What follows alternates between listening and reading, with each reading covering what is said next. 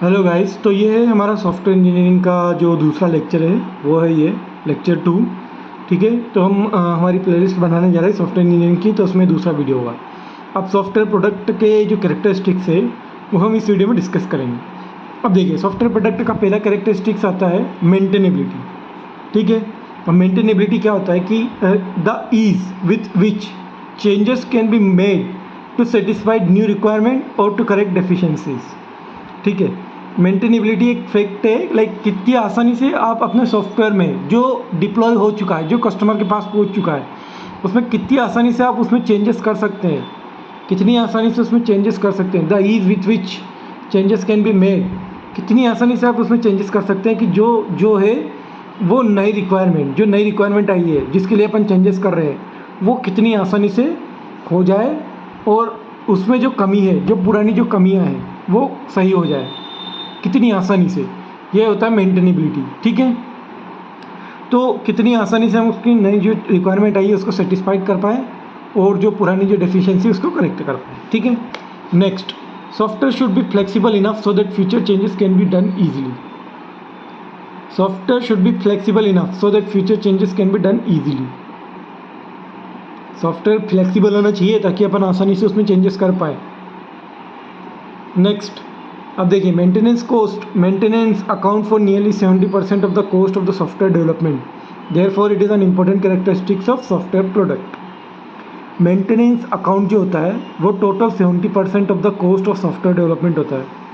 It is an important characteristics of software product. यह एक बहुत ज़रूरी चीज़ होती है। किसके लिए? सॉफ्टवेयर प्रोडक्ट के लिए। क्या होती है कि जो मेंटेन अकाउंट है, मेंटेनेंस जो है वो कॉस्ट होता है, मेंटेनेंस का जो कॉस्ट होता है वो 70% of the software development cost आता है। तो अपन को अकाउंट मेंटेन करके चलना चाहिए कि हमारे पास 70% जो कॉस्ट है वो सॉफ्टवेयर को मेंटेनेंस करने में हम यूज़ करें। ठीक है, जो हमने सॉफ्टवेयर डेवलपमेंट में जो खर्चा लगाया है, जैसे सॉफ्टवेयर डेवलपमेंट में 100 रुपये ख़त्म हुए, तो सॉफ्टवेयर मेंटेनेंस में भी 70 रुपीज़ खर्च होंगे। ठीक है, ये तो 100 रुपये तो लग गए किस में? सॉफ्टवेयर डेवलपमेंट में, लेकिन 70 और लगेंगे किस में? मेंटेनेंस में। तो अपना टोटल बजट जो होना चाहिए वो 170 होना चाहिए। ठीक है, और भी बहुत सारी चीज़ें हैं, लेकिन ये जो कॉस्ट है वो मेंटेन की 70% होनी चाहिए। ठीक है, नेक्स्ट, सेकंड हमारा जो प्रोडक्ट है, सेकंड हमारा जो कैरेक्टरिस्टिक्स है वो है करेक्टनेस। करेक्टनेस क्या होता है? It is the degree with which the software perform it's specific requirement. देखिए, जो आपने सॉफ्टवेयर बनाया है उसकी जो रिक्वायरमेंट थी वो किस लेवल तक करेक्ट है, कितनी डिग्री तक करेक्ट है। ठीक है, तो वो जो है करेक्टनेस होता है। करेक्टनेस एक कैरेक्टरिस्टिक्स है कि जो यूज़र की जो नीड थी वो क्या करेक्टली हमारा सॉफ्टवेयर कर पा रहा है पूरी या नहीं। At the start of software development, the requirement of the software are determined and formalized into the requirement specification document.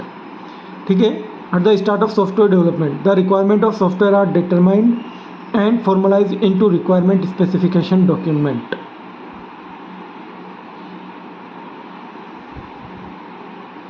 देखिए, क्या होता है कि जब हम सॉफ्टवेयर डेवलपमेंट का स्टार्ट करते हैं तो हमारी जो रिक्वायरमेंट है, ठीक है, requirement of software are determined. Requirement है सॉफ्टवेयर की, वो हम सही से लिखें और सही से डिटरमाइन करें, मतलब सही से पता करें और उसको अच्छे फॉर्मलाइज तरीके में उस रिक्वायरमेंट को लिखें। किस में लिखेंगे? SRS के अंदर हम वो रिक्वायरमेंट्स को लिखें जिससे अपन को पता रहे कि हमारा सॉफ्टवेयर जो बना है वो करेक्ट हो। Various testing techniques are used for correctness of software product. अब देखिए, सॉफ्टवेयर करेक्ट है या नहीं उसके लिए भी बहुत सारी प्रोसेस होती है, टेस्टिंग होती है। तो टेस्टिंग में भी बहुत सारी प्रोसेस होती है। तो हम सॉफ्टवेयर किस प्रकार से टेस्ट कर रहे हैं, सॉफ्टवेयर टेस्टिंग करना बहुत जरूरी है। ठीक है, नेक्स्ट हमारी वीडियो है reusability.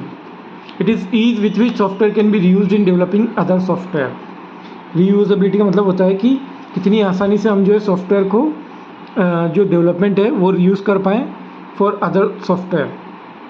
Sorry, it is ease with which software can be reused in developing other software. देखिए, रीयूजेबिलिटी का मतलब क्या होता है कि कोड को रीयूज़ करना है।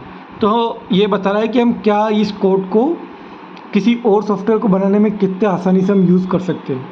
तो सॉफ्टवेयर का जो बना है उसका जो कोड है वो रीयूजेबल होना चाहिए। By using existing software to create complex software can reduce development time and new developers। ठीक है, तो हमको क्या नया सॉफ्टवेयर बनाने में आसानी हो जाएगी और हमारी जो डेवलपमेंट टाइम है वो बच जाएगा। ठीक है, नेक्स्ट हमारा टॉपिक है रिलायबिलिटी। रिलायबिलिटी क्या होता है? The software reliability is the productivity of failure free software operation for a specific period of time in a specified environment. ठीक है, ये जो है रिलायबिलिटी होना चाहिए, मतलब हमारा सॉफ्टवेयर रिलायबल होना चाहिए। किस चीज़ के लिए?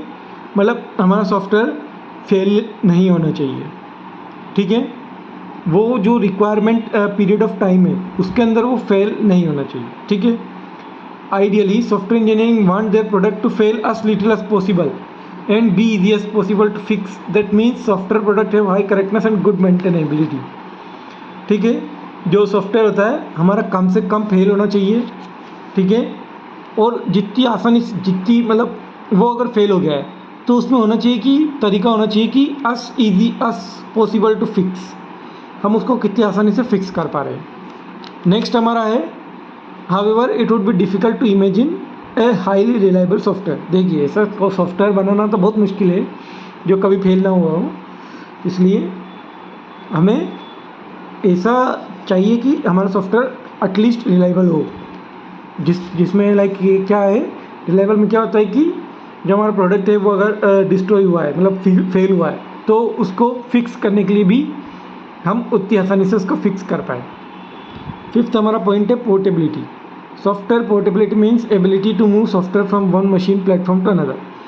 अब देखिए सॉफ्टवेयर क्या होता है कि बहुत सारे टेक्नोलॉजी आती आ रही है, नई नई टेक्नोलॉजी आती आ रही है, तो हमारा सॉफ्टवेयर ऐसा होना चाहिए जिसको हम पोर्ट करके अलग अलग टेक्नोलॉजी से कॉम्पीट कर पाएँ और उसको अलग अलग मशीन पे हम यूज़ कर पाएँ। ठीक है, next when hardware changes the software can also change और रन फॉर न्यू सॉफ्टवेयर। देखिए अब हार्डवेयर चेंज मतलब क्या हो गया? हार्डवेयर चेंज का मतलब हो गया जैसे आपने लाइक रैम और रोम की बात कर ली, रैम कम कर दी या रोम कम कर दी तो प्रोसेसर कम हो गया तो परफॉर्मेंस घट गया, तो हमारा सॉफ्टवेयर उसमें भी परफॉर्म करना होना चाहिए। जैसे आप देखते हो किसी गेम में आप देखते हो जैसे आपका डिवाइस अच्छा होता है वैसे उसका जो ग्राफिक्स है वो काफ़ी अच्छा होता है, जैसे आपका डिवाइस लो होता है तो ग्राफिक्स भी लो होता है। ठीक है, नेक्स्ट हमारा है when computer software configuration change it is less expensive for software और new software configuration of computers compare to developing new software. ठीक है, क्या कर रहा है ये? When computer software configuration change it is less expensive for software और new software configuration of computer as compare to developing new software. ठीक है, अब देखिए कंप्यूटर में अपन ने कुछ चेंज करा, कंप्यूटर का जो सॉफ्टवेयर उसमें कुछ चेंज करा तो वो तो आसानी से पोर्ट हो गया, लेकिन जो न्यू सॉफ्टवेयर है उसका जो कॉन्फ़िगरेशन है कंप्यूटर में वो जो है वो कम होता है किसके कंपैरिजन में?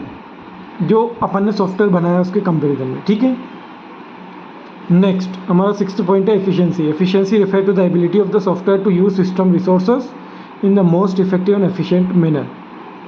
एफिशिएंसी मतलब होता है कि ability of the software to use system resources.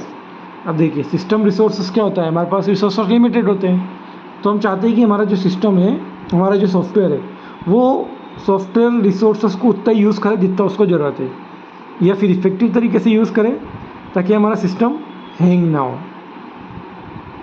ठीक है, थर्ड हमारा है the software should made effective use of storage space and execution time. वही जो एग्जीक्यूशन होता है वो इफेक्टिव हो और स्टोरेज भी हमारा काफ़ी कम यूज़ हो। Okay, but space and execution time are inversely related to each other, that is increasing the execution efficiency cause a decrease in space efficiency. अब क्या होता है कि स्पेस बढ़ता है तो एग्जीक्यूशन टाइम भी घटता है, लेकिन अगर स्पेस घट गया तो एग्जीक्यूशन टाइम बढ़ जाएगा, तो ये inversely related to each other होते हैं। ठीक है, सो ये हम चाहते हैं कि हमारा सॉफ्टवेयर एफिशिएंट हो। Okay, next so software can not be designed with efficiency in every aspect, लेकिन फिर भी इस चीज़ को देखते हुए हम सॉफ्टवेयर को एफिशिएंटली डिज़ाइन नहीं कर सकते हर चीज़ में, नॉट एवरी पॉइंट।